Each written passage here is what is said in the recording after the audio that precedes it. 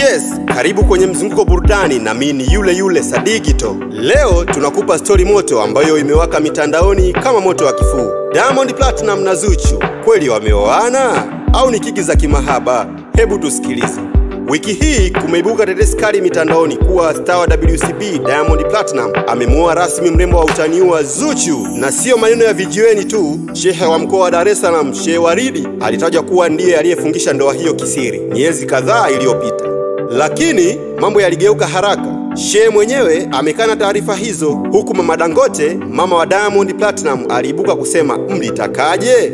Nasibu kashaoa.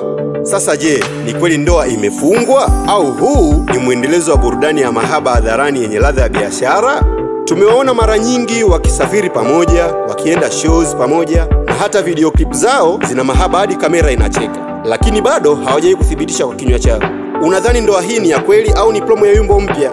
Hebu tuambie hapo chini. Usisahau kulike, comment na kufollow kurasa wetu @mzunguko_burudani kwa stori zote kali za burudani ndani ya Bongo na Afrika Mashariki. Hebu tuambie maoni yako hapo chini. Mpaka sasa mimi ni Sadigito, yule kijana wa habari, mtaalamu wa kuwasha moto bila cheche.